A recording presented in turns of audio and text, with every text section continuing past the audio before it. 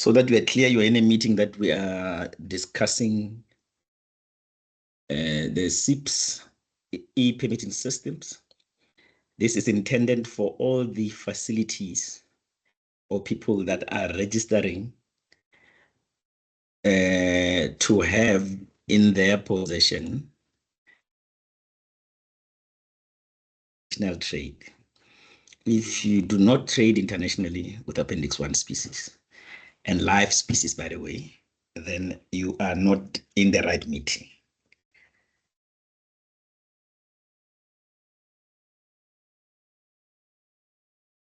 So I thought, let me first take hands, and I will say the name of the province. I want to see which provincial authorities are in these meetings so that we can start. I'll go through the names of the province, and then if you are here, you just unmute and say you are in the meeting. Let's start with Limpopo. Is Limpopo in the meeting? Yeah, Van Wetten is here, AA, Limpopo, and I think Alder is also here, but she must confirm. Thank you, Baya. Thank you, Baya. Anton, can you please drop your email in the chat, email address, and your landline in the chat? I don't know my landline, but yes, okay. Or the number that you want clients to call you on then. If it's not your landline, then the number that you are comfortable to is from clients. Sharp. Thank you, Baya. Gauteng, are you here?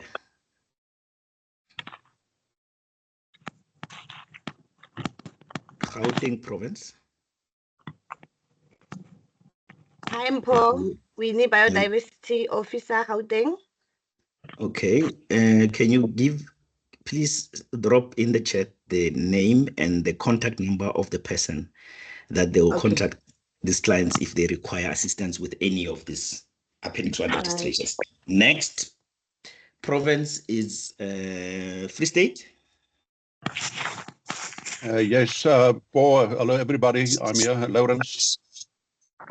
Thank you, Lawrence. Do the same. Leave your name and the cell phone number or landline where they can call for inquiries about registrations. And then we move on to Mpumalanga.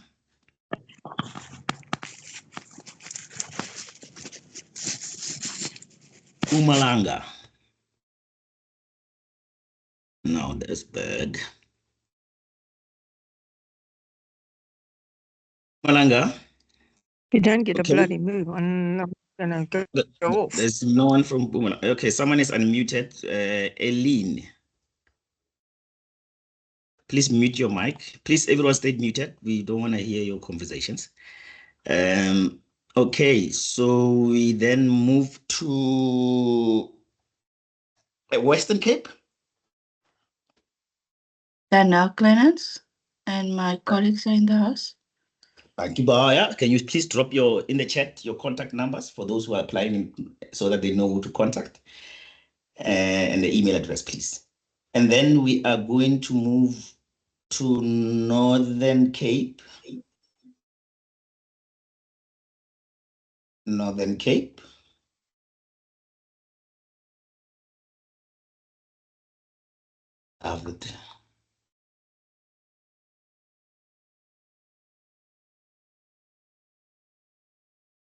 Okay, I see they left a message saying that they will record the meeting and then they will listen to it later. So no, it's not here. David Money, can you switch off your camera, please? Okay, we then move to the Eastern Cape.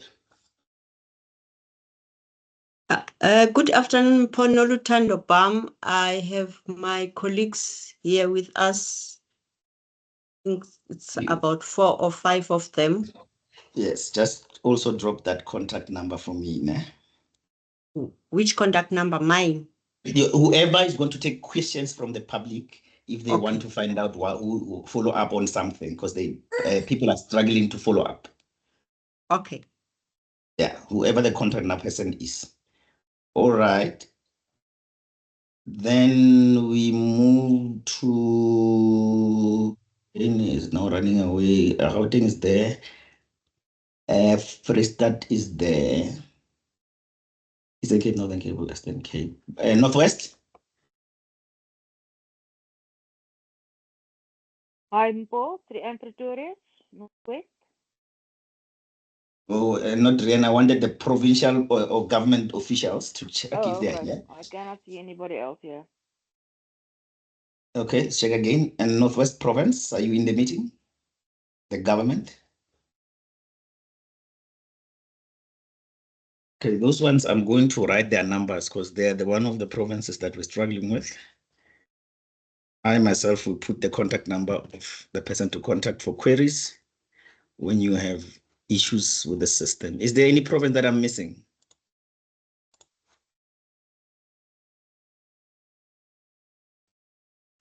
KZN? Yes, KZN. KZN, yeah. KZN, who's here? From KZN? KZN? The department from KZN? Hello, Augustine. Okay. All right. I've left this email for Northwest, and I'll also drop a Pinky's email for KZN. If you are from KZN and you have a question on the CIPS system or your registration, where your application is, you call Pinky. All right. So I'm going to share my screen. I'm going to go through a few speaking points. This is not a training session, so we're not going to take you through how to register or things like that. We've done all of that before in the past. If you've missed any of those sessions, you need to contact your province. We will arrange for a session with you or with your province one-on-one. So I'm just going to go through quickly and show you the key points that I want to talk about. It's actually a question and answer session today. You ask the questions about where you are having trouble and where you are having issues. And we hope the provinces here can actually tell you what the problem is. And I'll just give you a high level oversight of what we've been seeing or what we're trying to do. So I'm going to share my screen now so you can have a look at, okay, I don't know if I'm doing the right thing here. The computer technology is giving me problems. So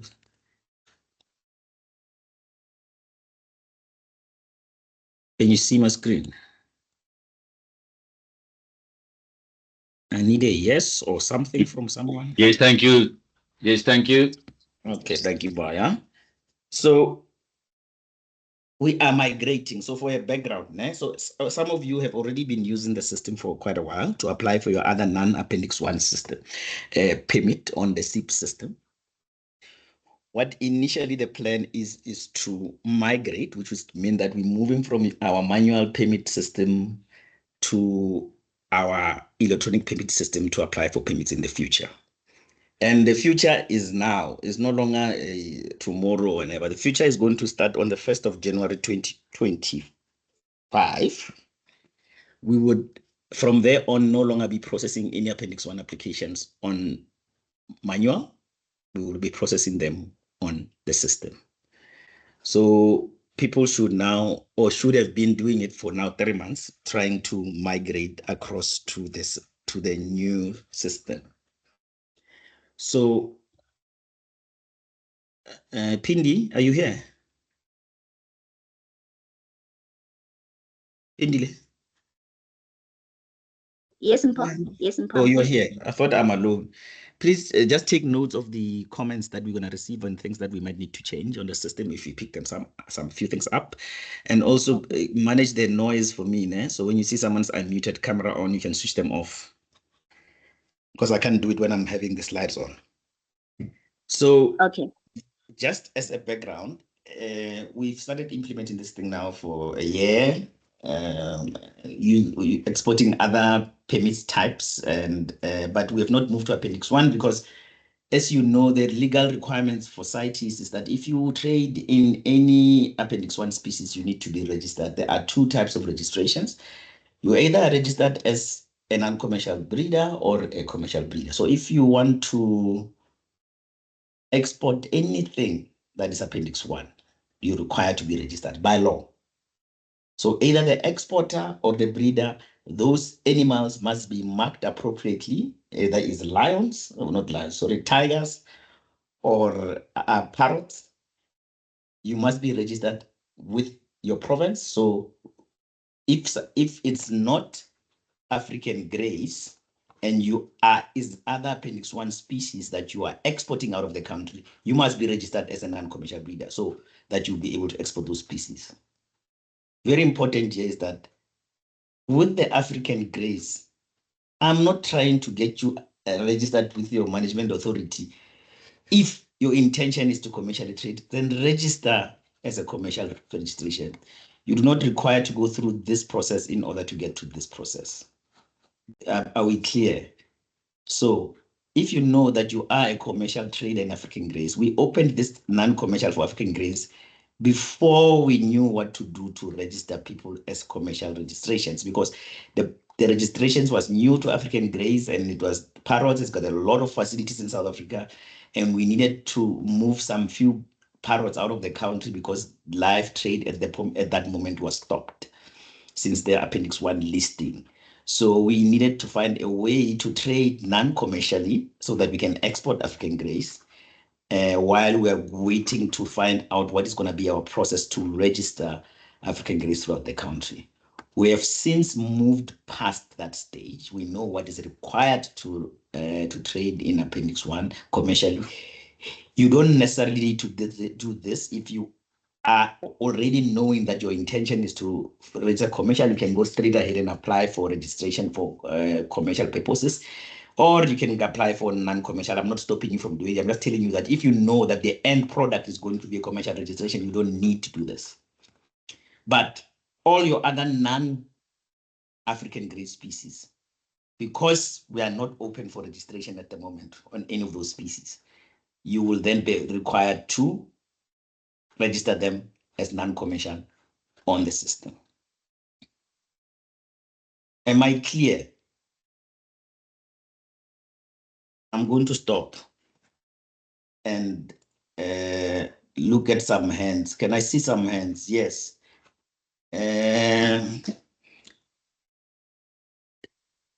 Carladine, you can unmute and ask your question.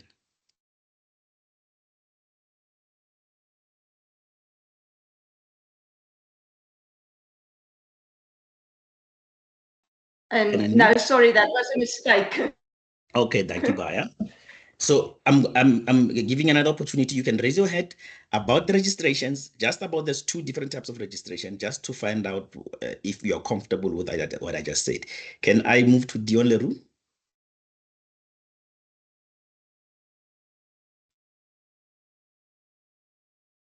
Dion Leroux, you can unmute.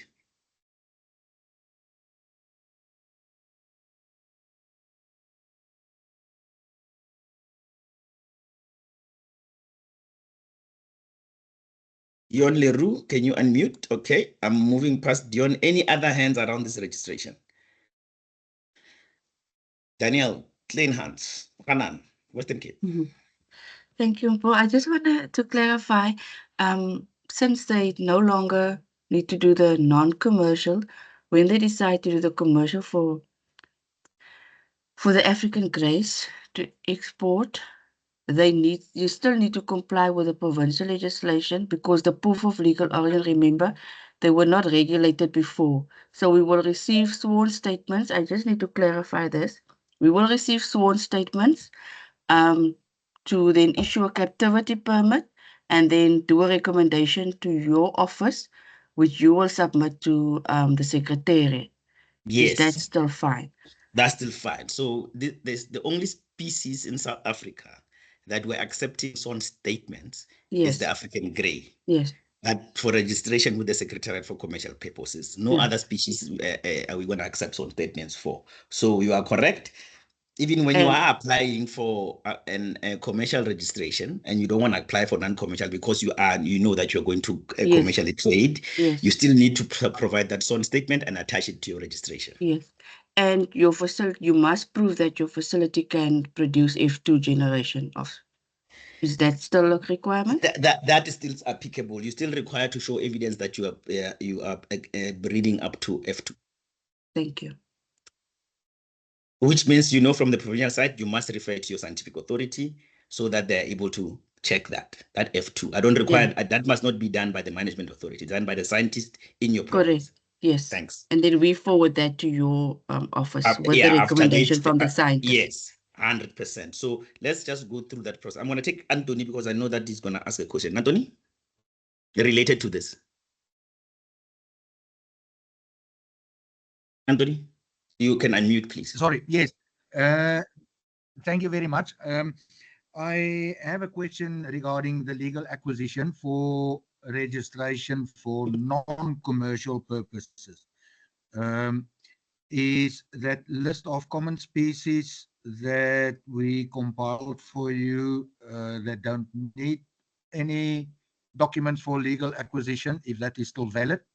And if not, what type of legal acquisition does the various provinces require for non-commercial registration of other species than African greys?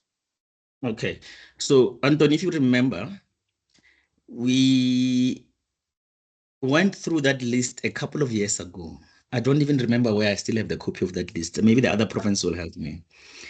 And at the time, we were of the view that that list is going to be used to allow registrations for non-commercial purposes of African parrot species that are common in South Africa. We will not require any proof of legal acquisition because we just don't have it. They've just been commonly trading for so long. But that table, at the time we introduced it, it was only allowed for a certain amount of time, if I remember correctly.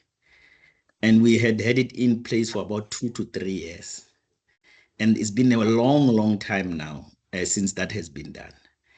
I think what you must propose here is that Anthony must come back to the PPC or someone from PASA, come back to the Permitting Committee Permitting and Enforcement meeting, or log on online. We share the list again, because I would need concurrence from the provinces if they still feel that list must remain open for people to use that as proof of legal acquisition if it's sufficient. Do you understand what I mean, Anton? So, and then we must then agree again, and how long should we allow this list to be used, and so that it doesn't end up being abused. Are you with me? Thank you very much. If you could just advise us in time when that PPC meeting is, I will prepare the. Well, I still have the list, and I will prepare the justifications for each species that on what basis we compiled that list. Thank you. Okay, thank you. We step away from this, and I'm going to take Dion Leroux. Just unmute. Your hand has been up for a while now. I don't know if it's technology that's making you stuck. Dion, going, gone. Rena, Pretorius, you can unmute. I'm Paul. Yes. I just want to get clarification on non-commercials. Yes. My province advised me to do applications on CIPS for non-commercials for grades. What do I do now to go to commercial? So if you want to apply for a commercial, you just start a new application. Will the system accept the numbers? Which numbers? I have applied for non-commercial for grades. Yes. As they suggested. I did receive a non-commercial number. Okay. How do I put it on the subsystem for commercial now? Leave that. It's going to be you're going to attach your whatever certificate that you got for non-commercial. You're going to attach it as your proof of legal acquisition, or as part of your proof of legal acquisition when you submit for your commercial. For commercial. Yeah. But for the future, I am not going to apply for non-commercial for. You don't have to. That's what I like was trying to explain. You commercial. don't have to if you know that your intention is to commercial trade. Anton. Okay. Okay. Thank you. Thank you. Anton?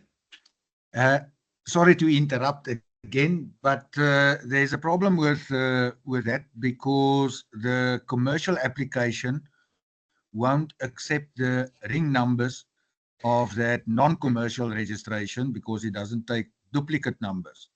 Okay. So what breeders need to know is if they have applied for non-commercial for African grades by mistake or deliberately, how do they go about to make those ring numbers available for their commercial application? Yes, so they won't be able to do anything about that. That's a system thing. So I will have to talk to CITES about that. You understand? You understand what I mean?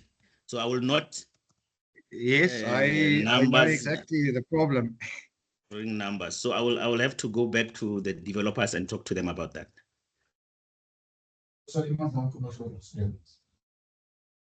Dan hy het gesê ek moet non-commercial registreer as ek nog nie my eie voorgeken het. Non-commercial ring numbers. Can you mute? Or someone mute the person who's speaking? I don't know who's speaking.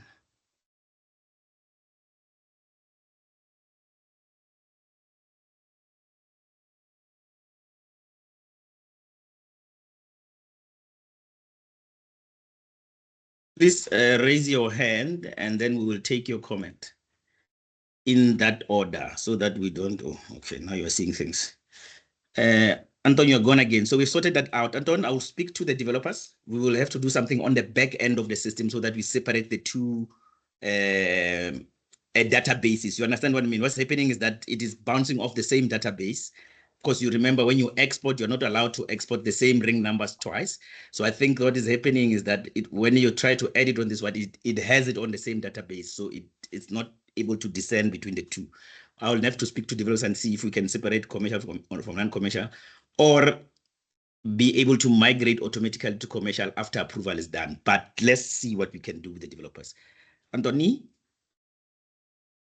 Yes, still on the same topic. The same difficulty is with an application that was withdrawn. I know of an application that was by mistake cancelled. Those ring numbers on those applications cannot be re-entered. So is it withdrawn? A possible solution may be if those specimens are marked as sold, and then they should be able to be available for a new application. I doubt, because the ring numbers are locked. I don't think that will solve your problem. But if a specimen on a register is marked as sold, that ring number becomes available for an exporter to apply for an export permit. Or it must then also be available for, if it was sold locally, for a new breeder to use that ring number to add it to his inventory. I don't understand. I thought once a ring number is entered, a ring number cannot be multiply used unless you are talking about export applications. Because what's happening is that, as I understand it, that a ring number can be used by a new facility or an exporter only after the original owner marked the status of that specimen as sold. Yes. If it's marked as sold, it can be transferred to another application, either for export or for registration. I see. But your application is still withdrawn. Yes, so that's the problem. If it is a withdrawn or a rejected or a deleted application, and the ring numbers are sitting on an application that you can do nothing with, Yes. Once Well, an that we have application has noted. been approved, that number can then be transferred to, for example, a commercial application. But the issue, the real problem is with those withdrawn or cancelled or rejected applications that the applicant cannot change the status to sold because they are of a withdrawn. Yes. Yes, they're not processed. So I understand what you mean. So I've noted it down. We'll speak to the guys from IT. Thank you. To see what's the best solution. Yeah.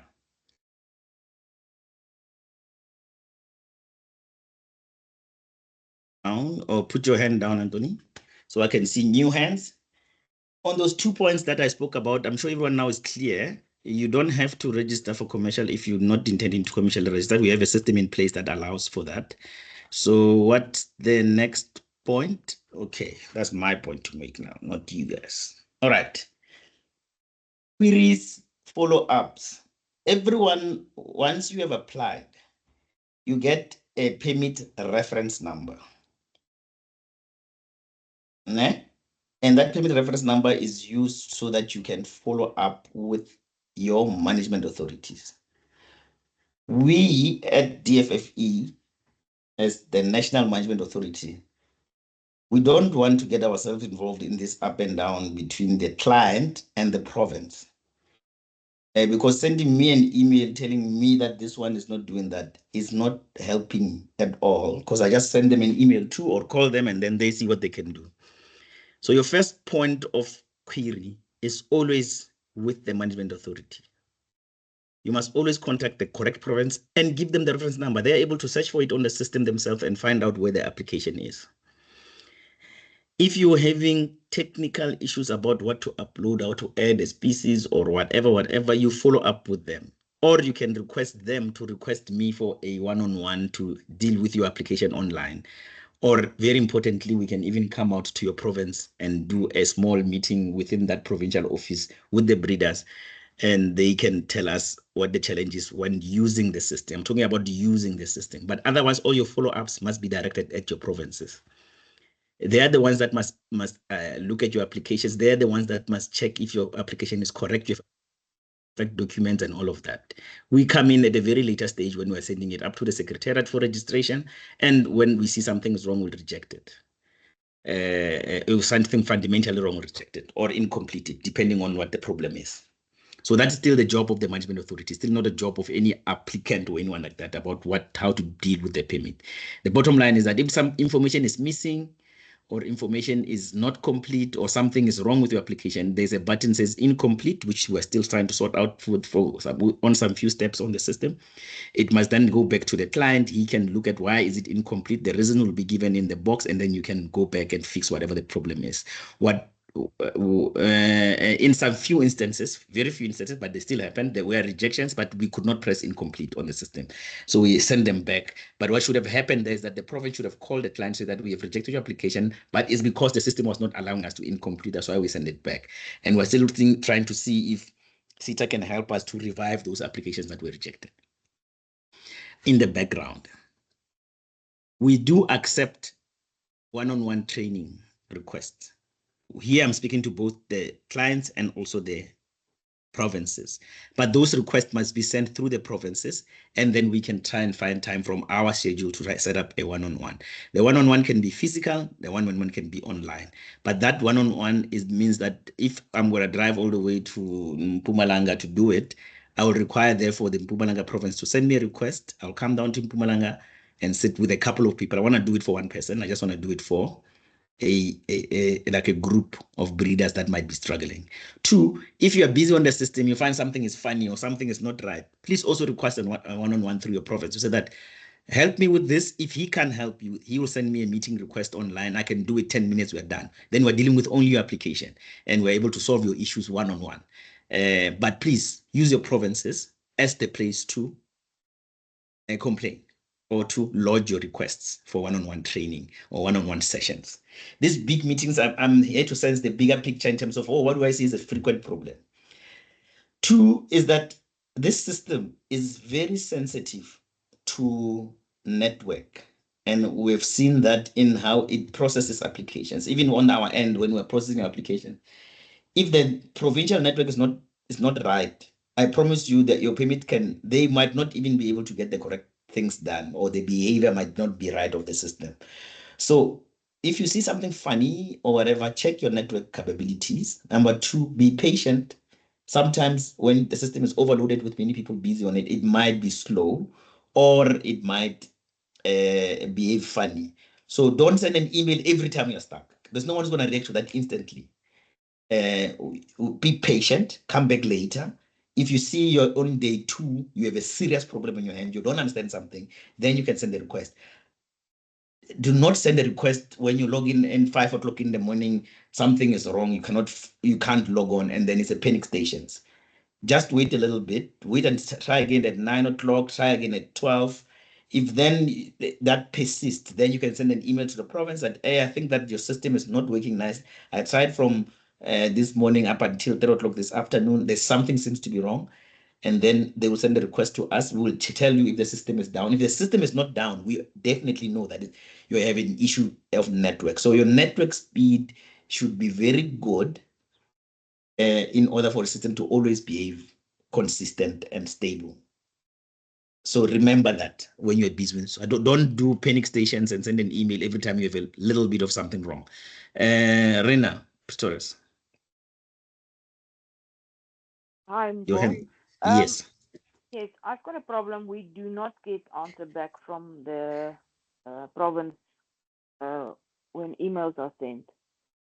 You need to escalate. 4 weeks. How long must I work? How many times? How long must we do that? You can request for a meeting with the province if you need to sort out your issues with them. If they're giving you issues as a province, you can request for a meeting with their director, Jonathan Denga. You're Northwest, I guess. Yes. And you sit down with him, you tell him that what kind of applications you're dealing with and who you must contact and how he must help you. He's the director there. He must tell you who should help you. So you must escalate it within the province. So you start with Mueti. If Mueti is not able to help you and you see that he's not coming back to you in time, then you escalate it within the whole same department. I'll drop Jonathan's email address in the box. Yeah, I've got all the emails. Yes, so you escalate it with him, you call him, you ask for a meeting, you sit down with him, you show him your applications, and then you indicate if that you are struggling with this, and then he'll try and sort it out with his people. I'll try again. Thank you. Okay, Daki. I see a chat say you don't have Mpumalanga's number. Contact person is Dorothy. I'll also drop Dorothy's email address in there. And if you want to escalate in Mpumalanga, you can ask me. I'll send you the email address of the right person to escalate with if Dorothy is not helping. Dion Leroux, I think this hand is permanently up. Dion Leroux, let's try you again. Okay, nothing. Rina, are you still up? Okay, thank you. And Anthony? Thank you. What if Rianne wants to escalate above Jonathan? Who's above Jonathan? I don't know the provinces above. I only know up to that Jonathan. So she will need to find out from her own provinces who are the reporting lines. I have no idea who that is. Okay. So Jonathan is the director. I think that there's a chief director, Lebo Hang. I don't have her details. But I think the best solution for Rian in Northwest is to arrange for a meeting, a formal sit down, and show him on the system the number of applications, the number of emails, and the lack of response from the province. Yeah, as far as I know, what I've heard is that in that province, the director just refer the queries back to Mueti. Hence, you must have a one-on-one. They don't seem to get anywhere with their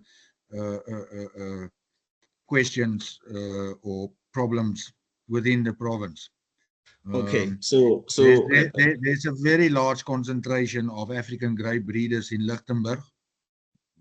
Just about in every block there's an African grey breeder, and those people are really struggling to get any joy out of the top provincial officials. Maybe PASA must request for a meeting from your side. I will ask the bosses. Yes. Yeah. I haven't. So you do it like a formal on meeting with the director. Topic. Yeah. On another topic, if I may, it should maybe just be emphasized again to applicants that Microsoft Edge works better than Chrome. I've heard of a few instances where applicants battle to upload their proof of legal acquisition, and it seems like it works better when they use Edge, and it seems also that sometimes network issues create that problem for a few days on end. Yes, so your network in your area where you're dealing with your system is very important, as I said. Yes, I advise the same as Antonia said, that you use Microsoft Edge. It works better for me. Some other people don't like it. It doesn't work better for them on their computers, but I've seen little to no trouble with that. Network issues is common, and I've seen that in some provincial departments, they struggle with network to try and to resolve that. So I think the issue of Northwest, PASA must request an escalation. I'll also tell them that we had this meeting and their province came up as one of the problematic ones in terms of getting responses out of, and they must speak to you guys to arrange for a one-on-one. I think the best way to solve this one, Anthony, is PASA must go sit down and face to face with them and see what they can suggest as the way forward, and give you a number to say, here's the number that you can always get me on, and you complain there if the staff is not performing. So I'll also suggest that to Northwest so that they agree to a meeting with you. Okay, I see. Sarah. Good afternoon, Mpo. I hope you are well. Just a comment or two. I spoke to Dion now on WhatsApp, and he has a technical problem not being able to make a comment and ask his questions. And he's one of the consultants that support many of the breeders with applications. So could I suggest that he maybe then drops you a mail and you can maybe try and help him in that manner, please? Yes, you can drop me an email. It's not my favorite way of dealing with them, but can you hear us? I'll find out after this, after my next question, and then yes. If he can hear us, can you ask him to type in the chat any questions that he might have? I will do. If sometimes you cannot talk, but you can hear people, and then the chat can be used to pose your question there. If that's the case where you cannot talk, then what's your next question? I have another two, please. For the one is with regards to the consultants, and they have a proxy letter. They log in on behalf or with the login details of the applicant or the migration process.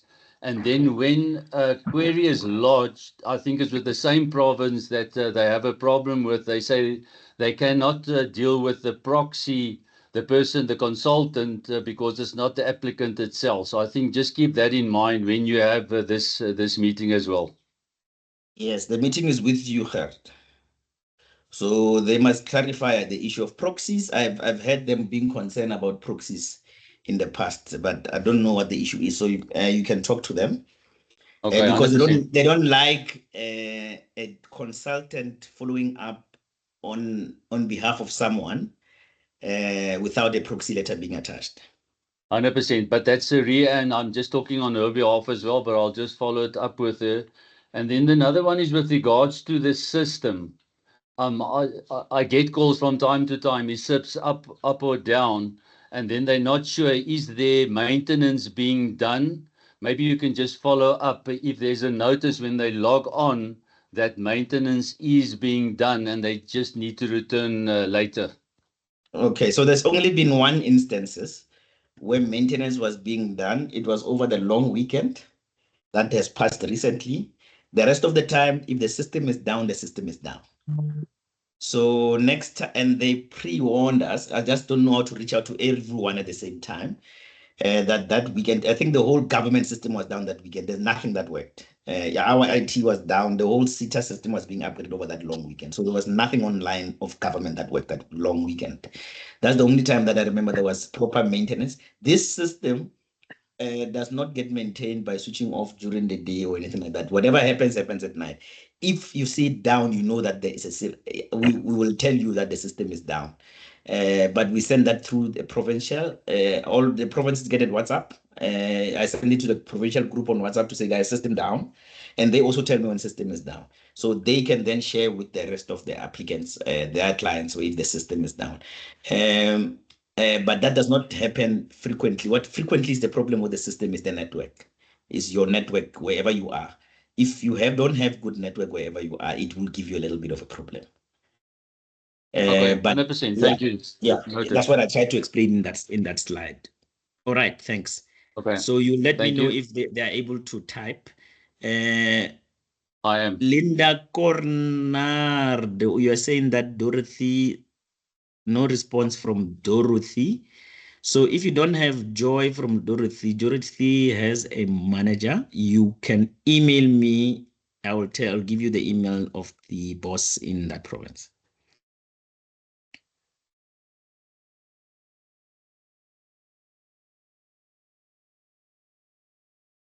The system was not down for 2 days. The system was down on your side for 2 days. Our side was working nicely. So again, check your network before you assume the system is down. If sometimes when you find that, that's what I'm trying to reiterate, and I put it on the slide intentionally so that people can be aware of this fact. The network connectivity issue is very important. It creates a feeling that the system is not working. And then when I log on or someone logs on from another province, they can say, no, the system is fine. They're able to work. When it's down, we immediately know about it and we ask for it to be rebooted. So the system was not down for 2 days. We were still using the system in the past 2 days. Okay. So I'll move on to a new slide just to also touch on some few issues. If you are submitting a registration, don't forget, most of you are already registered in one form or the other. If you are submitting and you have changes from your previous registration that the province is aware of, don't expect that they will just process it. They might require an inspection. So if you know that you submitted your application, you had 100 African greys, and now in your new application, you have 200 African greys, you won't get that thing migrated. Migration means that what we have, we're moving to online. If you're introducing new things, new species, you have never applied before, you don't have a current registration, that application is going to be subjected to a inspections. We're going to reassess you to ensure that everything is still honky-dory at your property. We fine with that. So if you are amending, you have new ownership, you have any of these kind of things that are not business as usual. So which means that you are changing something that previously was not on the system. Your facility may be required for an inspection. I never said it will be, but it may be required for an inspection. And then you must wait for the inspection to come out to your facility and do it. If you're simply migrating, the province already have your information. They know that you are registered. They will migrate you without an inspection. But if you introduce new text, new species, things like that, your facility will definitely be re-registered. Remember what I said? Can I just come in there? Yes, who's this? I can't see. Danielle. Danielle, yes, come in. Yes, I've got two scenarios just to back that up. Where the facility was in Beaufort West in the Western Cape, and then it moved to Ashton. Luckily, the inspection was already done at the new premises for that facility, so it was easy to do the migration because we have the new inspection report for the facility at the new address. So just to bear that in mind, the new facility, if it's within a specific province and there's change of premises, we also need to check and inspect that new property and that facility. The That's same a new happened. registration. Yeah, it's the same happened where the facility was in Northwest and the person moved down to Paarl in the Western Cape. So we also had to do an inspection. That's a new application. So clients just need to be mindful of that. It is treated as a new registration. 100%. Thank you. 100%. Thank you. Karen Locke, I see you asked for Limpopo's contracts. You can scroll up the chat. There is contact number for Limpopo there. If you scroll up the chat box. Peter Book.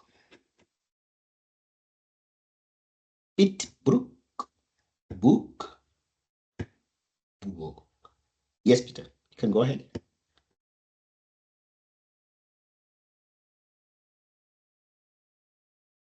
Pete, you can answer. Okay, seems like Pete is struggling with something on the mic. Can we take Kobus Vanikek?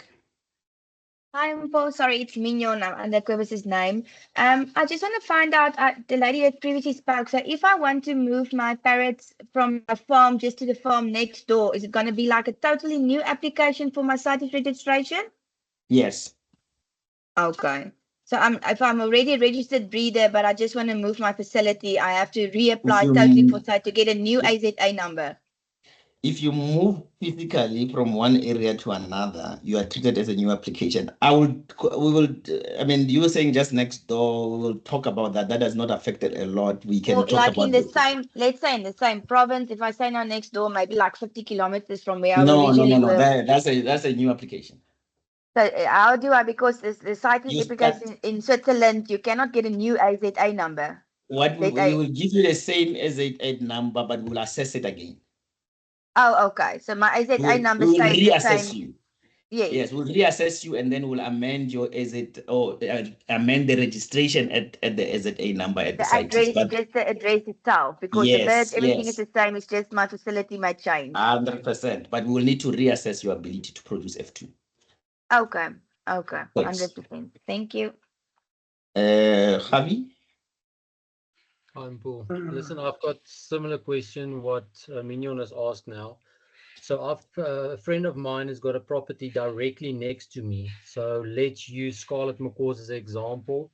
So it's my birds, but it's actually housed next door on a, you can say, neighboring property. What's the thing there then? Do I need to apply for that as well then? Are you currently registered? Yes, I am. So you don't need for non-commercial purposes, I guess. That's correct, yes. Yes, so what you need, just inform your province that you have moved your base to a new address number. You want that address to change because it's not the same address. It's next to each other. It's actually properties directly next to each other. It's not the same address. No. You inform them that the address where the beds are has changed from this to this new address. You want them to update that on their side. They can decide if they want to come out for inspection or not. Okay, 100%. Thanks. Thank you.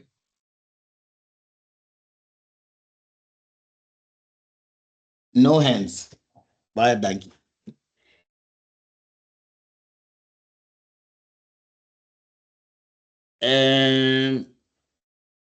Remember, the traders must also register because to trade in Appendix 1 species, you must be registered on the system. So when we move to electronic next year, you will are going to have those guys that are exporters also registered on the system. The deadline for manual permits is next year, January. We won't be accepting. We want everyone to move online. We want to struggle. online than struggle using manual and electronic. So let's move together to electronic and struggle together next year to get permits issued. I think that's it from my side as just the brief background on that. And I will take some more hands. I will start with one. Where's one? Okay. Pete, are you back again with a new question? It is an old hand. Pete book. Okay. Is it a new question? I've got a question. Edward, raise your hand on the online there, and then we'll take your question. I don't know where. Okay, Waka Biggie, I will tell you when to speak. Just mute for now. Okay. And I will take Gerard. You can just check in, just have a look in the chat box. Dion has put his question in the chat box there. And just another question in connection with the commercial and non-commercial applications online. That needs to be done from now onwards, or is it also as of the 1st of January? However, I presume it would be better to start doing it now and you don't have to repeat it, I presume. Yes, you don't just start now online and don't repeat it. And please, for everyone who's doing any new application, write a message to the province and write in there that this is a new application. It has never been registered, and we are starting the process from the beginning. It's a brand new application, so they don't think that's a migration, if you know what I mean. Like what happened to Anthony's application. They thought it's a migration while it was a new application, and it was moved quickly, and then we had problems later on. So if it's a new application, please write a message that it's a new application so the province can know upfront that this is a new application. It's not something that they've inspected in the past or anything like that, so they have to process it as a new application. All right, that's what the clarity I'm doing there. So Dion Leroux says commercial applications already submitted on paper based to Free State, will they process it or be done online? I think that's the question.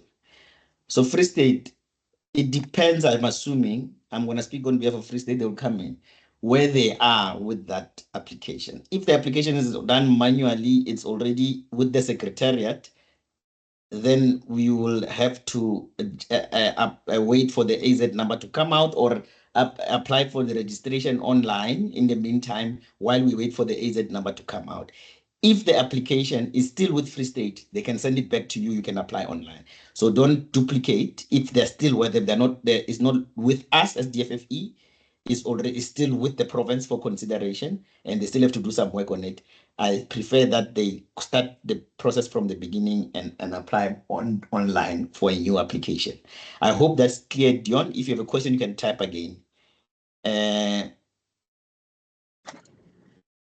I will then take Kobas. Sorry, I just want to clarify something because I'm between the African grades and the normal CITES that I've got. So if I do the CITES for the African grades, that's the migration that I apply the African grade permits on. But for my scarlet and my palm cockatoos, does that fall under which category then? Those are non-commercial. Don't apply for commercial group. Yes. So yes, but I do, as I say, like a new application, like I apply now, go new application, does it goes under CITES or TOPS or BABS? Which one does it go under? Everything it still goes under CITES. This is everything we're doing is CITES. So okay, so I do have my local permit. Yes. Let me just be clear. If you are breeding in Appendix 1 species, I'm not talking about Appendix 2 species, that are not African greys, you must be registered as commercial, as non-commercial. Yes. Okay. All your Appendix 1 non-African. So that's that DAE permit that I've got. Yes, yes, that must be online. You must move those bays to be online. Okay. On a separate application. And then on another so my scarlet and everything, and I did the other one, I do the African greys. 100%. Okay. I've got you. Thank you. Thank you. Eduardo, that's now your turn. Yes. I want to find out, I've applied for a non-commercial permit more than a year ago, and there's nothing done. What? That's not, I see TN, that's Northern Cape. Yes. You applied online? No. Your reference number That is doesn't manual. work online. They inspected my cages and everything, but still nothing. You did, it's still a manual permit, eh? Yeah. Okay, unfortunately, they are not in the meeting to search for that reference number. Who are you speaking to follow up on this matter? Oh, Llewellyn Festus. Okay, I'm gonna give you David Paul's email address.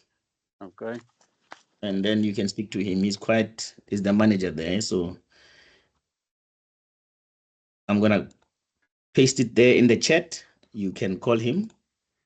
You can WhatsApp, or you can email him and ask for a follow-up. You can copy me in that email, so I can see if he's helping you. If it's a year ago, that's a long time ago. Okay, Rita. I'm Paul. Yes, I'm from Northwest, which I believe now is a problem. We actually took over somebody else's facility, which was also in Northwest. And we just wanted to find out, you told us to go to Northwest Department to find out what we need to do. But we sent emails, tried to phone them with no response. Who are you sending the emails to? To Mpala, we send the email and we try phoning her. Oh, okay. All right, that's Mueti Pala. That's the issue that we're gonna have to take out through the formal structures of PASA to request for a meeting with Northwest, to sit down with them. They will give us the line of reporting, who to first query with, who to second query with, who to escalate the matter with, and then who to, after all these people can't help you, who do you lodge a complaint with if there's an issue. So what I urge you to do is write an email to Mpala. It's on the chat there. You can copy me in that email, and then I'll also just talk to him a bit and see what's the challenge. Okay, thanks, Mpo. Thank you. Mpo, I just want your email address. Let me just put it here. Okay, thank you.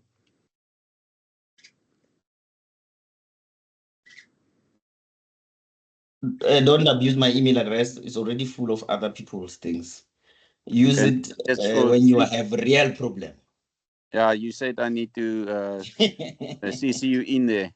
Yeah, okay, thanks. Yeah. I shared it with everyone. I'm just saying, don't use it every time you have an issue. Yeah, fine.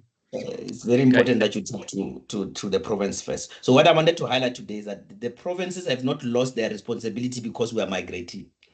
They still are responsible to ensure that they service you correctly and they apply their minds to your application and apply their decision-making role, whether they accept something, they don't accept something, it is still their responsibility. So before you come to me and complain, I want everyone to please make sure that you have spoken to the province and you have out of ideas of what to do next. And you need assistance. Yeah, so escalate it in the provinces because they also don't like it when I get involved in something that could have been sorted between them and the client. Yes, no. Pastor Anthony. Sorry, I see Dion posed a question on contribution to conservation for the African grey applications. It seems the question is related to if they have to contribute before they receive their AZA number, or if they may contribute only after receiving the number. At the moment, we have not fully enforced this about the timing of when. So we will continue registering you in the system, but you must indicate what you're doing, what kind of contribution you are making to conservation of the species. I think we've done this very early when we started with this African grey stories, that maybe to get everyone to understand, this is no longer an Appendix 2 species. It's an Appendix 1 species. So, and if you are registered as a commercial breeder, which means whoever buys your birds or your parrots on the other side if they're going to sell them on to other people or things like that, you need to be registered as a commercial registered facility on the system. And the only way you can be allowed to be registered is that you must be contributing to the species in the wild. And I don't know if you know people in Nigeria or in DRC that you can help with contribution to conservation. So what we are, the only program that we are aware of officially as the department is that PASA has a program where they are financially supporting research in those areas of the world where the species originally occurs. Remember, this is not our species. And therefore, we urge you to support that funding because they fund the range states. They've identified projects that they can be involved in so that we can back up this contribution to conservation. We don't want one day to be deregistered because you are not contributing to conservation. So for now, we're not asking for you to have the evidence of such thing. If you are contributing to PASA as fund, which is going to work with the range states, that's for us good enough. If you don't contribute to PASA's fund, you can make your own plans with your own group of breeders to contribute some kind of funds to the range states who would seek assistance with African grace. This thing might one day be out of our control. It's still in our control at the moment in that they are not asking us, guys, show us what you have done. But they will soon ask because you're already over 150 towards 200 African grace facilities on the CITES species.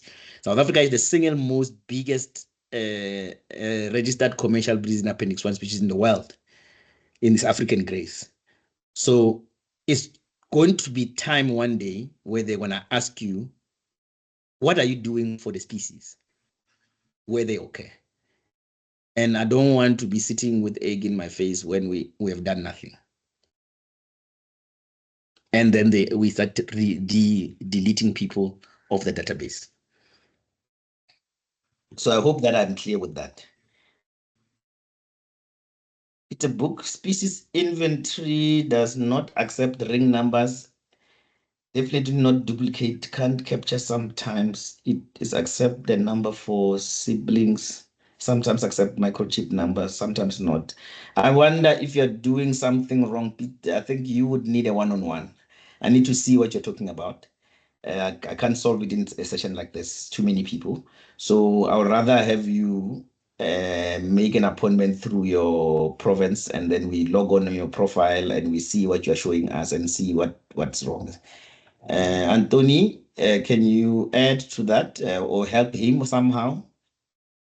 If you understand what's the issue. I actually have a question while Pete reminded us of the microchips. Has it been fixed that you can either enter a microchip or a ring number? Or we are testing now.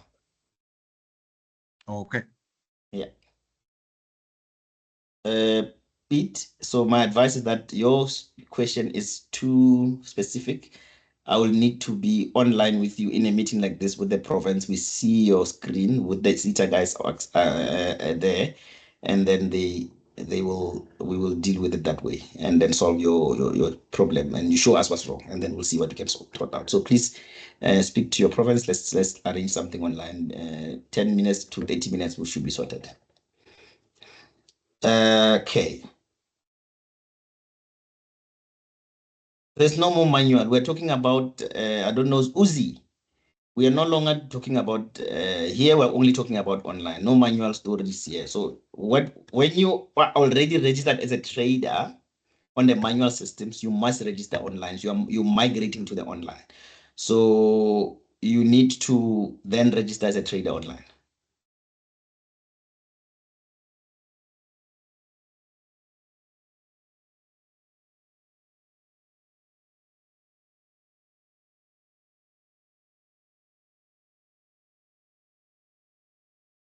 Dion, at the moment, there is no transfer allowed. We already have that one as part of the issues that we're going to discuss with CITA on whether we can transfer, and if so, how so.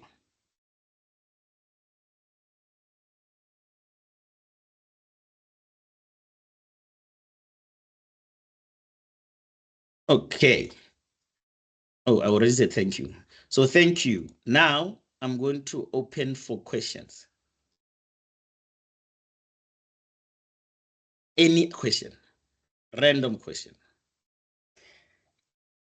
Things that come to mind when you see the system. things that you think are general enough that can be sorted out. So I'll start with Daniel. So I'm taking everyone provinces and I also take the clients as well. So let me start with Daniel. Thank you, Mpo. I posed this question some time ago to you. I'm not sure you would remember, but I got a question where the facility, say for example, the closed ring has been damaged, so they put the open ring on. So now the bird has two of those on it, two different rings. But I understand for export it must be the closed ring. But in terms of now they capture it on the system, how will, I'm just thinking what we've spoke about now, what the system will accept, and how will they go about doing that on the I think system? we solved that one before, Anthony, when we talked about, we said that we will allow, you put the old number with the old closed ring, and you can type in brackets, update and update the number or in description, the second ring number or the open ring number that you've put on. I think that's how we resolved it. Anthony, remind me. Yes, any bird can have multiple ring numbers and multiple chip numbers. The way that we've been dealing with the issue of birds that are only microchips is to type the microchip number as a microchip and also as a ring. Then the system would accept that bird. It doesn't have the duplicate problem between rings and chips. As far as other rings are multiple ring numbers are concerned, is that we found that a bird can have more than one ring number. So if a bird have a damaged ring or the number faded away, you can just add the as another marking on that same bird. So on the system, it will show the two ring numbers. Yes, that's how I think we resolved that one on the inventory.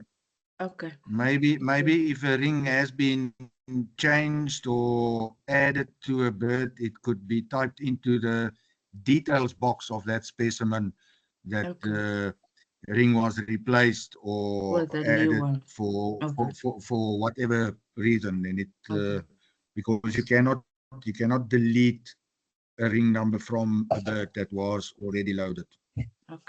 Okay, so there is a couple of people that are already registered. Are the provinces already comfortable to?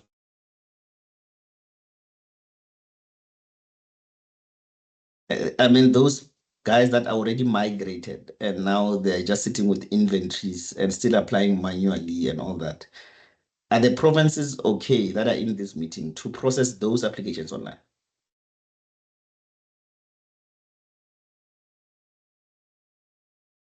I'm now looking to hear from the province. Paul, Antonia, yeah, we are ready. I know there is one facility in Hoedspruit that has been busy creating the stuff and all that. So yes, no, we are ready. We're waiting. Okay. And I know if I struggle, I know I can phone you. Yeah. So I'm just thinking, if you're already registered on the system and you're migrated, why must you still go to manual? Because then you can update your inventory immediately after you export instead of waiting for next year, January. Okay, it's fine. Maybe I'll bounce it off the. Okay, I see Nolutando. Thanks, Mpo. Just want, it's a clarity-seeking question. We have an application that is sitting online now that we have received as a province for registration. So what must we do? What can we advise the applicant? What Is do we he do with registered that already? He is not registered. It's a new registration. Have you inspected him? Not yet. You must just follow the process. Transfer that one to your scientific services to check if he meets the requirements of F2, to do the inspection on the facility, randomly check the beds. After you've done all that, then you process it to us. You transfer it to Malep. Okay. No, thank you. Thank you. Eduarda. Yes. I just want to find out. I've got African greys. I've got other CITES species also. If they did come and inspect my cages and everything, but that one permit, that non-commercial permit, is going to cover African greys and all other CITES species or not? So the question is that, are you in? I would have liked you to have applied for a commercial registration. Yes, I did. For African greys, and yes, the other ones are non-commercial. Yes, I did register for the African grey one, and then I thought, I don't know if I need to. I told I do have other CITES species also, and she did write it in her book, but yeah. Was it manual? Yeah, it's you applied manual. on the system or manually? Yes, it's manual. It's Northern Cape. I think you know what you must do. I think for now you can apply online. Yes. And then online, what you do, the African greys put them on a separate application for captive breed for Appendix 1 species. Mm-hmm. And then the other non-African greys, Appendix 1 species, you put them on the non-commercial registration and indicate this is a new application. You have already came to inspect my facility. I just want to process this application online. Okay, because I do have a reference number for that application that they did. But that reference number was a manual reference number, isn't it? Yes. Yeah, so you can add it to the message when you write it to them. Okay. So that they know which one you're talking about on the manual side. Okay, so I can find that. Okay, where do I? Okay, where do I go to do it online?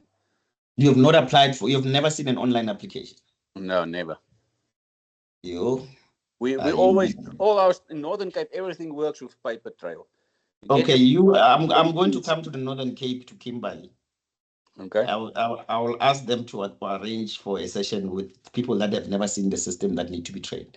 Yes, because even if we do if we do an application for game permits, it's also manually.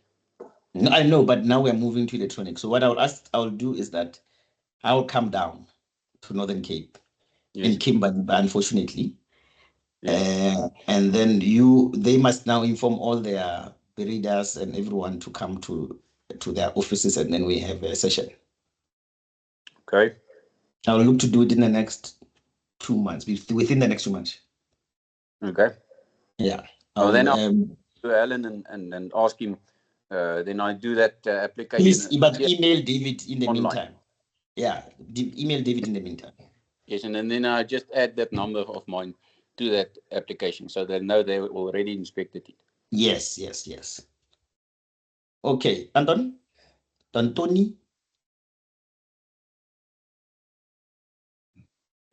Yes, sorry, me again. The training video is available on PASA's website. For that people can view. I've typed the address in the message box. Another question that I have is related to any changes to the inventory after the application was approved and the number issued. Does the province automatically receive notification of changes like babies that are added as we're going into breeding? They don't get to be added onto the. So they don't get a notification. They will need to log on and find it. What I will do then, I'll ask CITA to create that message, an email notification that this facility has amended their inventory. I think that link has not been formed yet, but I will ask them to create that link. Kobus. Thank you. I'm both sorry, Minion here again. Sorry, I know they spoke about this. I just want to find out if I'm loading my breeding stock. I think you're gonna know my answer. If they say this specimen is found at another breeding facility, what do I do then? Because I know this question has been asked, but like I'm still loading my breeding stock. So how can this ring number be at another facility? Which means someone use your ring number. The problem that I have with South African system is exactly that. That means that the ring numbers are duplicated.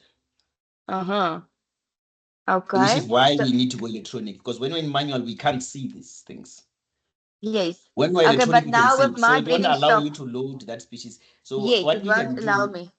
it won't allow you because your number is already being used by another breeder. Yes. So can I just write in front of it ring number so that I can see and just add it like it says No. ring? I think you stop. We need to find out which facility has that ring number.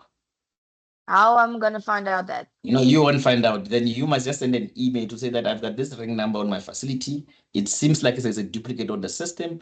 Can you send it to me? And then I'll see if you Okay. can get CITES to search for it and see who's got your Okay. duplicate and why. Yeah. Okay. 100%. Thank you. Thank you. Okay. Bye. Anthony, you see the problem that I have with these ring numbers that are now possibly duplicated all over the country. Hest. I'm poor, sorry, I try to speak English, but I'm Afrikaans. I want to know, people, I'm in the Northern Cape. I've phoned David Colson in the beginning, asked him what to do, how to do that. His answer was, Esther, I don't know how to come on the system. Everything and everyone who's going to them for this immigration, they sent it them to me to help them. Because they don't know themselves. All these people here are old people. They don't know about PCs. They don't know how to do this. They don't know how to do this immigration. They don't have any internet or a PC to do this. How did you work with them? Okay, so the idea is that if you have no PC, you have challenges with networks or whatever, your provinces will give you access to their offices so that they help you. So with Northern Cape, my intention is to come down first to Northern Cape, train or retrain the officials, and then open a session later in the same day or maybe the next day, train the applicants so that if you have a problem, you can drive down to your province and they will help you in the offices. Okay, you should. So you want to empower the officials? Most of these people here haven't got PCs and can't do that. They can't even work with their cell phones. So someone Yes. would help That's why them. I'm saying the provinces must then make sure that their facilities are available to help people that can have PCs, that don't have PCs. Okay. That's why my suggestion is that I must come down to the Northern Cape and train the officials, and so that those old people that cannot use cell phones or anything like that, they can use their head office to get answers and apply online through that. Okay. That will help a lot. Okay. Like yes. Period. Skippers. Hello, yes. Hi. Sorry, I just want to find out. I need to get my facility inspected for change of ownership. Your network is very bad, Gideon. Can you try again? What? Can't hear you.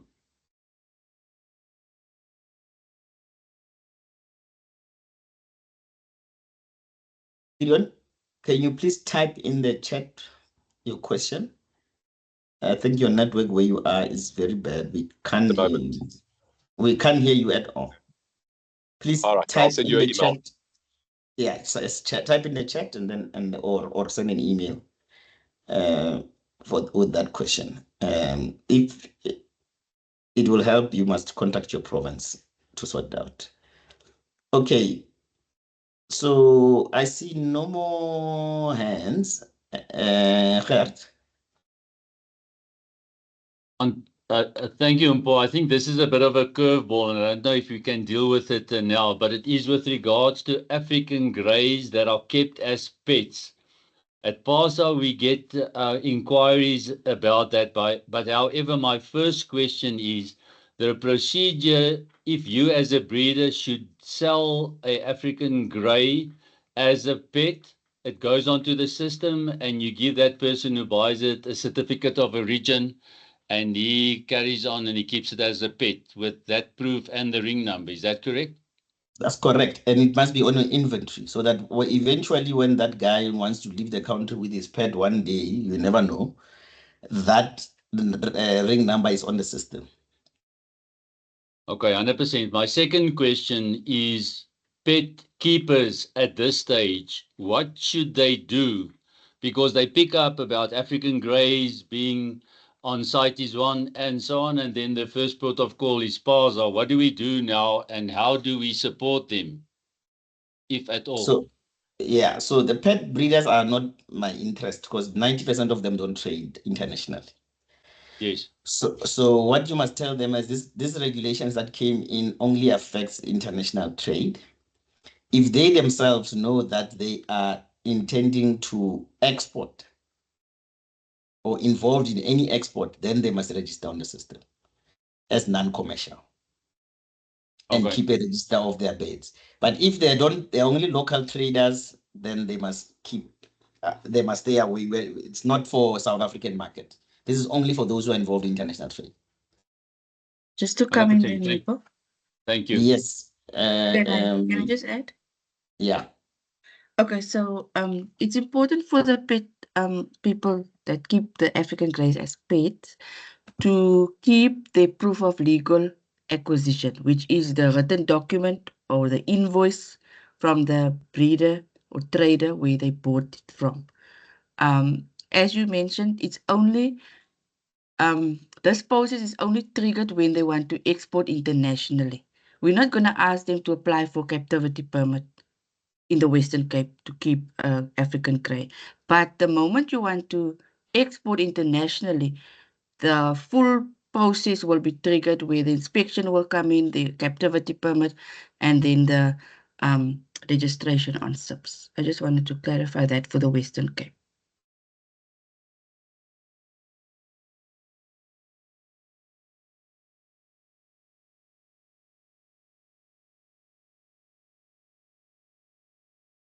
Okay.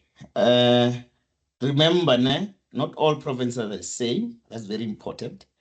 You must always check with your provinces if they have other requirements. And you all know that right now. Okay. Rian? I'm so sorry for this question. On the pet African greys, if somebody goes on holiday traveling, do they need a transport permit? I had the question last week. You must find that from the province. If it's within this country, it's allowed, of course. You Okay, can use it, but you must check with the Northwest Free State does not need, but like if it's going to Western Cape on holiday, can I just clarify from Yes. that province? Yes, you need an import permit and to export it back to that province of origin. But you don't need a permit to transport within the Western Cape. Okay, thank you. Thank you. Thank you. Thank you. So I think this is a very big lesson that everyone must know. And all provinces have internal rules that are different, and you must make sure that you check with your province on what is the requirements in that province, especially for local movement. Dennis?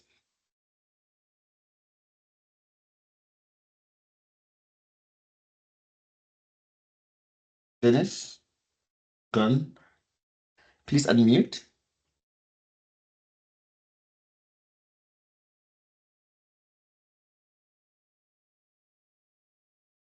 Dennis, are you having problems with unmuting? I see your hand up, but you are not talking.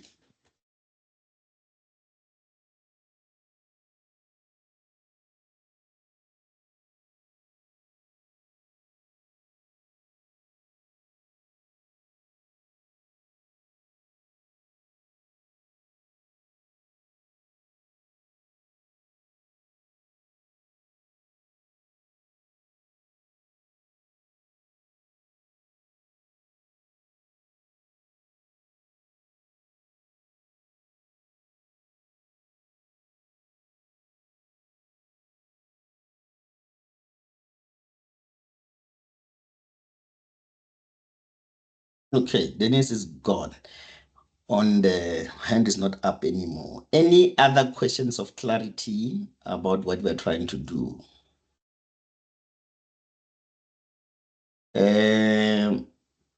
What Pindile has made me aware that some of your applications come in as commercial for things that are not commercial.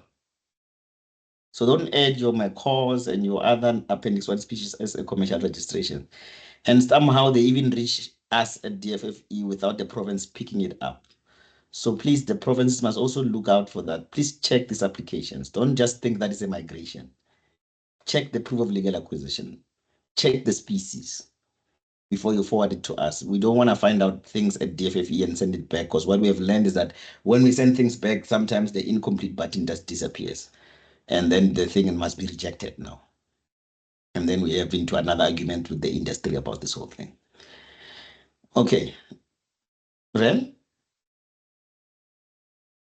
Yes, Mumpo. I just want to ask a question. There's people that want to know. The application forms that need to be filled in still needs to be uploaded onto the system. Am I correct? Come again? Application forms. I asked my province as well. Do they still need the original application form to be filled in and then uploaded onto the system? Why? That's why I'm asking. They said I must still use those forms To do what? to upload onto the system. Which Not just system? Remember, you're talking with Northwest. They've got another system and then another system. No, SIPs. No, the application form is SIPS. So I don't need to fill in the old non-commercial application and upload it onto the system. No, the old application form is for manual applications. You will be applying for a electronic application, so it's use SIPS. They advised me in the week via email to use the original forms. Why are they advising on email? Why are you not applying online? No, I am applying. So I'm saying to you, you might confuse them. So do not question. You must apply from your side. Yes, you must apply from your side online. Submit your application electronically. If they have an issue, they will send it back to you electronically. There's no need for you to talk to me in email. Yeah. No, I did apply normal SIPS application, non-commercial. Yes. But they want the forms that were filled in the past. Also that means they want to see if you are migrating or is a newer registration. A brand new application. Yes, then you won't have the manual application. Okay, but they did ask me that. Did they incomplete your application? Or we're still with them? No. It's one that must still go through. No, hence I'm saying do not engage in a conversation with the province on email on an electronic application. Use the system. They asked me to fill in. Yes, but I'm hearing you here. What I'm saying is do not engage in a conversation with the province on an electronic application on email. The system has a way to talk between you and them. So after you complete your application from non-commercial, you submit it. If there's a problem, they want you to attach something, or they've got this question or that question, they will send it back to you with that question. Okay. If you do it offline, you'll get additional things like this that you don't even know why you're doing it. No. I'm not doing offline anymore. Yes. So I'm saying don't get involved in a conversation about something that you want to apply for online. You go on SIPS, you apply online. If they have an issue with your application, they will send it back to you online with a message of what they want. When you send an email, you meet next week, you meet, I don't know who else. They tell you, no, add a photo, add this on email, and you are still applying. You create that misunderstanding of what is actually required. But if you simply just apply online, complete the form, attach everything that you know you're required to attach, submit it. If they want a manual form that to be attached to the electronic form, they will tell you that by the system, through the system. And then they can clarify to us why do they need that. Okay. Yeah, so don't start questioning them without applying. First apply, migrate, or new application. Right there, this is a new application. I've completed the form. Here's my inventory. Here's my attachments. Submit. Yes, I did that. Yeah, that's it. Did they send it back to you on the system? No. They just asked still me with them. on email to use still- the original forms. Who's sending you it on email? Moeti. Okay, I'll speak to him. But there shouldn't be a question like that. Okay. Yeah. Okay. Thank you. So we are all learning this process. So what I encourage everyone to do is just use the system. A person can tell you on the phone that you must do this and this, but he's sitting with the application online on his side. You must use the system, or they must use the system, the provinces, to send back to the client. To say, your application is incomplete, I want this additional information. Or I want this and this and that. Through the system. The button is there, it's called incomplete. It goes back to the client for additional information that's required. So I want you to talk to them using the system so that we can trace how the up and down has been going on. If you start calling and then someone tells you to do something, but he's got the application on his side, how are we going to do something that is with him? You can't change an application that's sitting with him. You cannot help him assess the application. The application is assessed by him. It's not your job to assess it and find out what's wrong. It's his job to assess it, find out what's wrong, and send it back to you. So your job it should be to say, hi, here's my permit application. Here is my reference number. I see it's been sitting with you for 1 week or more. Is there anything that I'm missing? By email. If he tells you you're missing something, say, no, whatever you're sending on email, can you do it on the system? Because it cannot be sitting with you. Send it on the system what I'm missing. So that you can come back to him and say, no, I cannot attach an application form. This is an electronic application, it's a new application. What's the point of a manual application form to be attached? Unless you're attaching an old application form as proof of legal acquisition of your previous registration, that would be a migration. All right, Gideon, I'm going to try you again because I think last time your note was not, or your voice could not be heard. I hope it's better now. Yes. Mpo, I just want to find out. My application was rejected, and you said it must go back to Gauteng to be inspected for change of ownership. How do I get it done that they reinspect? Because I can't resubmit the form again. You and Anthony are in the same box. Yeah. We are going to have to have a meeting with CITES and see if we can reopen those applications online because yours were rejected. And I wonder if you'll be able to apply. But anyway, can you just also send me an email and remind me that your application and the reference number and Anthony the same, so we can see, I can send that to CITES and see what they can do. All right, I'll do that. Thank you very much. Thanks. Anthony? I have a request. May we request DFFE to visit also the Northwest Province physically for training and clarification of all the obstacles that the Northwest is experiencing? They've asked for that meeting themselves for training, but they want to do it in Rustenburg, and it was not open for private sector. But I will follow up with them if that they still want to do it and when can they do it. Thank you. And then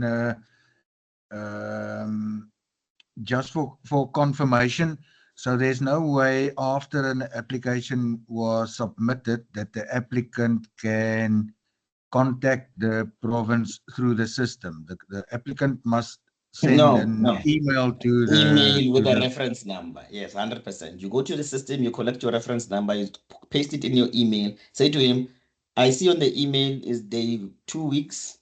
I see no progress. Can you please check for me what's going on? Okay, There's thank no you very chat. much. There's no chat available. Yeah. Okay. On CIPS commercial application, there is now questions about proof of breeding F2 offspring. That's always been a requirement. It's not a new requirement. That's always been a requirement.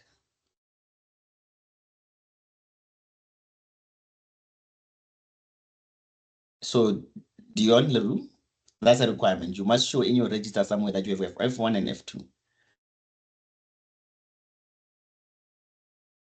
Anthony?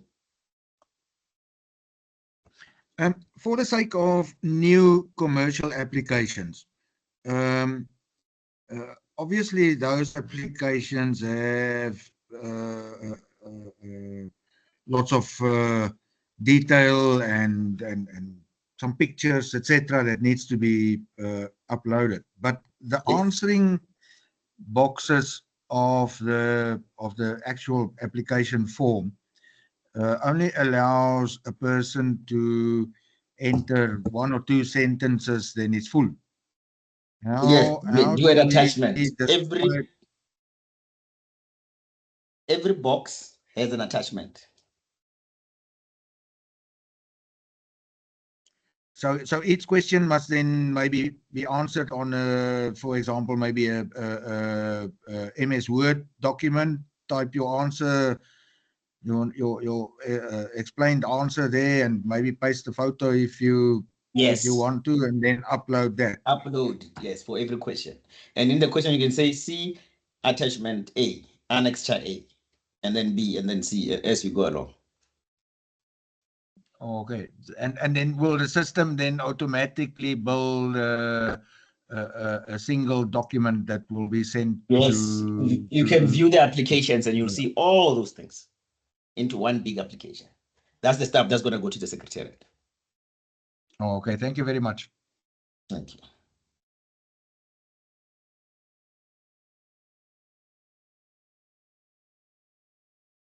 Thanks, Noltando. Dion is asking on which part. Which part are you asking about? If the question is about the F2 is on your inventory, it must indicate that you have F1 and F2s or F1 or wild with open rings and all of that. That inventory must have all that information. Each question on the system, each question that they ask to complete for a commercial registration has a button that says attach. You can attach, instead of answering the question, you can attach a document at the bottom of each question.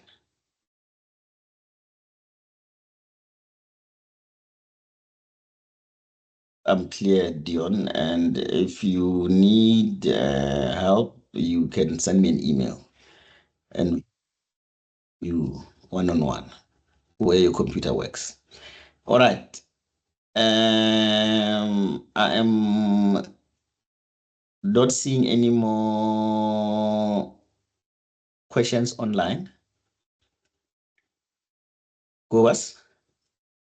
I'm so sorry, it's me again. I just want to find out, for me that's already registered with my AZA number, if I do my stock list for my African grey, can I just add under the attachment, I say other, and I add my AZA number certificate? I don't understand your question. If I was on the subsystem, I'm now busy with my inventory. I'm loading up my inventory. Then they Are you ask, they require, applying or you are registered on the system? I'm registering online. I must put my whole system online. Yes, you can attach your AZN number. You can attach a certificate that you got, as part of the proof of legal acquisition. Yeah. Okay, just to show that it is. But must I put proof of legal acquisition, or can I put other? That doesn't matter as long as the certificate is there. Yes. Okay, perfect. Thank you. You are not registered in a new facility. You're already registered, Yeah, and you are just I'm already migrating. registered. Yes, I'm just Yes. migrating online. Yes. Yes. Okay, perfect. Thank you. Thank you. Marita, please look up on the chat. Scroll up. Don't look at your screen only. You scroll up on the chat. You'll see my email address. And remember my request not to overwhelm me with your emails that can be addressed with your province. Marita, yeah, Marita. Daniel. So just to clarify, for people migrating with the AZA numbers, do they need to enter their stock? They will have to enter all the inventory online. They must still capture them one by one. Everyone. And the ring now. I'm not sure if the lady before me, if that was a question. No, I think she wanted to see if she can add her certificate that has the AZ number on to just show that she's migrating. It's not a new application. Okay, but I just wanted to confirm this: the stock must still be captured one by Yes. one with the F1 next identification to it. marking and. Yeah, 100%. Okay, thank you. Thank you. Any more questions? Going, and gone. So I'd like to thank you very much for attending. And I hope that we clarified some of the questions that you might have. And there's still a bit of work to be done on our side in terms of talking to CITA and addressing some of the concerns raised here today. And some of them are already in the past and some of them are in testing. But let's hope that the migration goes well. The year is very short. Before you know it, the year is ended. And next year, we are scrambling to do this. So please give it a bit more thought and time this time, these last few months of this year, so that we, by the end of the year, are comfortable that most of the facilities that are on the CITES website, especially the African Grace, are registered. And all the non-commercials are also registered. So please continue trying your best to register. And we understand there's a bit of frustration there and there in some provinces about assistance. Just contact them and ask for that one-on-one with me, or a training session where you are struggling, or a one-on-one meeting to see if you can deal with a technical matter or something how to do with the application that you're not sure what to do, so that we're able to help you. And yes, we will see if we can organize one of these kind of sessions again later as we continue to try and migrate people and get people to be online. Thank you very much. Anton? Sorry, I have a last question. Is there a planned date or something to that effect of how we do maintenance and permit applications on the electronic system? There's no planned maintenance at this stage. You are meaning the day that they're going to switch it off and maintain it? No, when obviously registered breeders need to maintain their inventories, adding specimens, selling specimens to exporters, and exporters applying for permits. I see no point of doing that. When is that?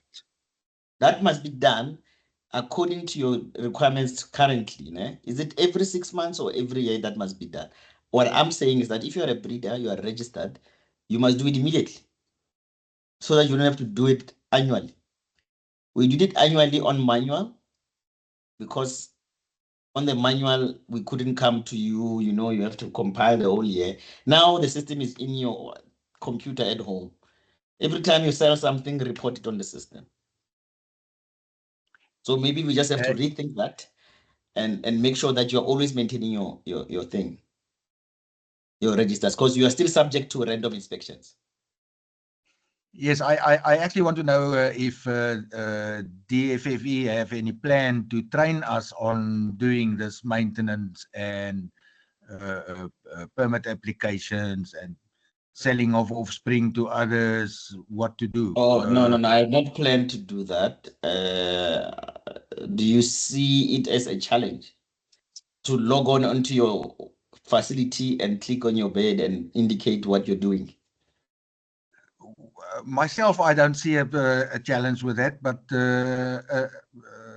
a lot of breeders need some guidance from your department. We will do how it. do we go forward after the migration with adding specimens and selling to exporters and selling to other breeders, what to do there. Okay. Okay. I will have to find time. Can we just do the migration first? And then let's see how when we go towards the end of the year, and then we'll see if we can get time next year early. Okay, thank you. Once everyone is migrated, yeah. You're making me cross a bridge that I'm not at yet. So yeah. So let me think about the timing, and maybe next year, January, when we come back, we can do a bit of maintenance training. Well, we may need to know some of these things before January when we have to be on the electronic systems. Before you go on December holiday, we might we would appreciate a training session for maintenance. Yes, yeah, I hear you, Anthony. I must think about my calendar is just a bit of a mess. Yeah, so yeah, we'll think about it. Yes, noted, Anthony. We'll do that. You just have to remind me. Yeah. Okay. Thanks. Guas. Hi, Paul. Yeah, I'm gonna piggyback now on Anthony because if we go online, that means I must apply now from the breeders who're sending their African grey babies to me. So if you're going online from the 1st of January or from January, how I'm going to do that if the people don't know how do they do that? Do they export it from their stock list and say they have sold it and I must add it to say I've bought it on my side before I can apply for the ring numbers on my permit? Yeah, but you have to do that. They must report it as sold on their stockpile. And then I must load it under my stock. How do I do that? Because I've No, got I my own don't want you. facility registered. If those are you registered as a trader? I'm registered as a trader and I'm registered as a breeder. I've got both. Yes, so those ones that you bought are going to be exported under your trader's license or whatever registration. And you just apply for an export permit and put the ring numbers. It will check against the breeder breeding stock and export them. Your own birds are the ones that you must check as tick exported or sold. I don't know what you do. Yeah, you tick them as exported, yes. But the birds that come from someone else, you just put the ring number on the system, it will process it. Okay, then I understand. And then Don't another add them thing to I your just want to ask. facilities unless you bought them. Yes, and then another thing that I want to ask that I think attorney was also getting answer. As I get now, let's say I'm now online, my application is approved, and I've got now 50 babies. Can I go into my application again and add them under my stock list? How do I do that? That's Can I not do your it or stock. not yet? Are you buying stock or are you buying things to No. export? I mean, I'm keeping back my babies most now for F1 and F2. So the If babies you're I'm keeping back. your own breeding stock. Yes, my own breeding stock. That's your babies. You report them on the system under your own registration of your facility. So I go on SIPS again, even after I was approved. And then what I do, I say amend or I just say add to stock list? You must add your stock list. Just add and then just submit. You press So add, and then you add the bid that you have. So it won't resubmit the whole application again. No. It's just updating your stock list. Okay. Now I just wanted to make sure on that one. Okay. Thank you. Okay. Bye. Bye. Anthony, that's what you are telling me about. I hear you. Okay, third.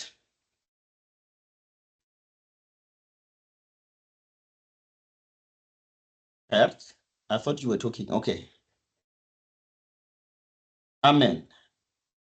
We are done. Thank you very much for your time. Joining, and we will see you next time. On email, online, in your province somewhere. Thank you. Thank you. Bye-bye. Thank you. Bye-bye. Thank you, Mpo. Thank you. Bye.